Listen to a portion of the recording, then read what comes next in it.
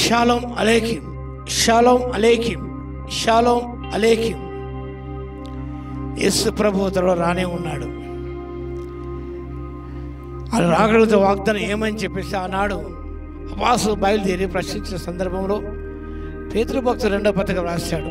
2వ పత్రిక 3వ అధ్యాయము 8 నుంచి మనం చదువుకున్నప్పుడు 13 వరకు అనేక విషయాలు ఇందులో మనకు విషదమవుతాయి. ప్రభు వాగ్దానం చేశాడు తప్పకుండా వస్తారని. ఏమైందని రాగలిగితే వాగ్దానం ఏమైపోయింది, అలానే ఉంది అంటూ అపోస్తలులు బయలుదేరి అపోస్తలులు మొదలుపెట్టారు.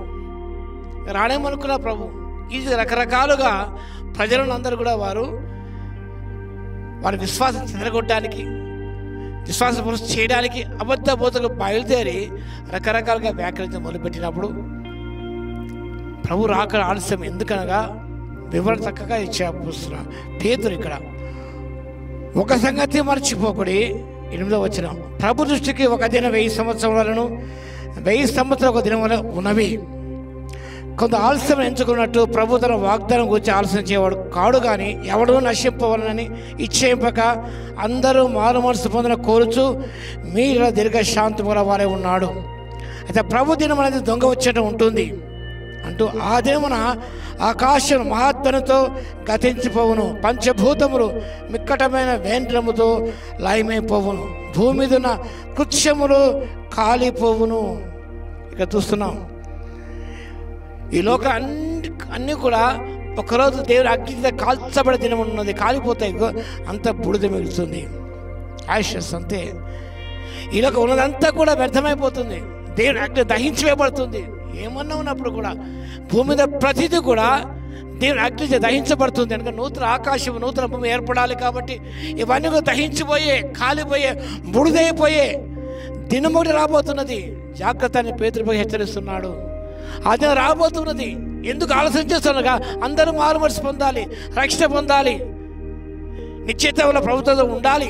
కాబట్టి ఆలస్యం చేస్తున్న దీర్ఘశాంతిగా ఉన్నాడు.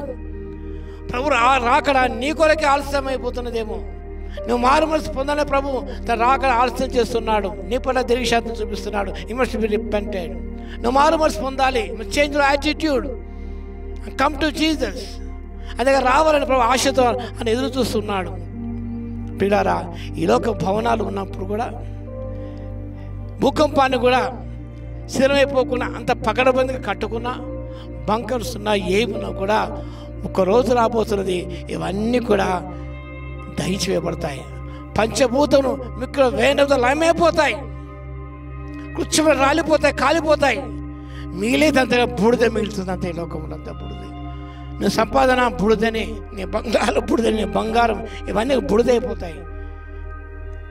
ఎంత భయంకర విషయం! ఈ లోకం అంత బుడిద రాసిన విషయాన్ని జ్ఞాపకం చేసుకుందాం. ఏది నీ వెంట రాదండి, ఏది కొనుక్కోలేవు. నీ క్రియ నీ వెంట వస్తాయి కాబట్టి జాగ్రత్త పడతావు. నువ్వు మారు మనస్సు పొందావా? పొందినట్టయితే నేడే రక్షణ, నిన్ను అనుకూల సమయం. ప్రభు అవకాశం ఇస్తున్నాడు. Repent and get baptized in the name of the Father, Son, the Holy Spirit. పరిశుద్ధాత్మ శక్తి పొందు, అనుకొర జీవించు. అని రాకడ వరకు కనిపెట్టుగా జీవించాలి. ఎలానుగా వాక్యభాగంలో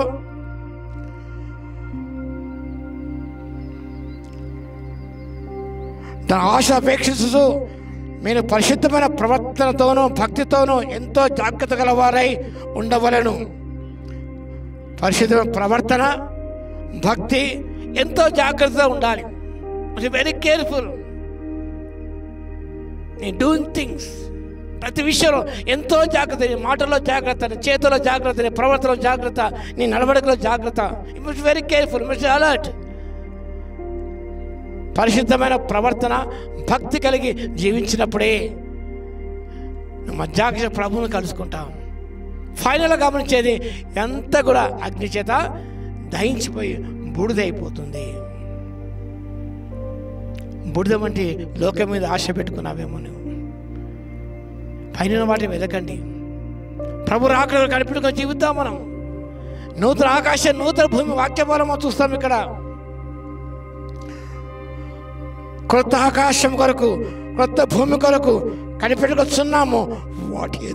వాటి యందు నీతి నివసించును. ఇక్కడ నివసించమండి మనం.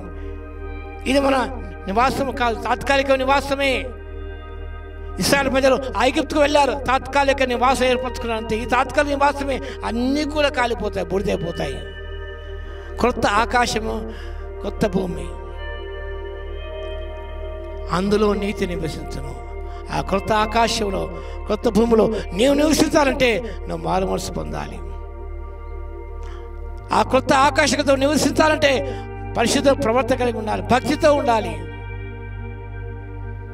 నువ్వు జాగ్రత్తగా ఉండాలి. Very careful in doing things for God, no dealings, no endeavours. నువ్వు ఎంతో జాగ్రత్తగా ఉండాలి. అప్పుడే కానీ నువ్వు నూతన ఆకాశంలో, కొత్త ఆకాశం, కొత్త భూమి నివసిస్తావు.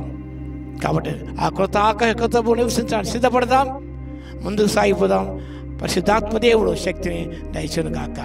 ఆమేన్. ప్రార్థన చేద్దాం. మహాగణుడ, మహోన్నతుడ యేసయ్యా మీకు స్తోత్రాలు. పంచభూతములన్నీ ప్రభువా మీకు మహావేలు రాయమైపోయే దినం, ఈ లోక కృత్యములన్నీ ప్రతిదీ కాలిపోయి బుడిదైపోయే దినము రాబోతుంది తండ్రి. కానీ మీ ఎంతో ప్రేమ, అందరూ మారు మనసు పొందాలని ఎంతో దీర్ఘశాంతంగా ఉన్నారు తండ్రి. మీకు స్తోత్రాలు. మీ దృష్టికి 1000 సంవత్సరాలు ఒక దినం, 1000 సంవత్సరాలు కాబట్టి మీకు స్తోత్రాలు. మీ దీర్ఘశాంతను బట్టి స్తోత్రం తండ్రి. మారు మనసు పొందామంటే మారు మనసు పొందిన వారు జాగ్రత్తతో జీవిస్తూనైనా పరిశుద్ధ ప్రార్థన జీవిస్తూ భక్తితో మీ శక్తిని ఆశ్రయించి ముందు సాగిపోటకు కృపను ఇవ్వగలందుకు మీకే స్తుతి స్తోత్రాలు చెల్లించుకుంటూ యేసయ్య నామమున ప్రార్థించి వేడుకొస్తున్నాము తండ్రి.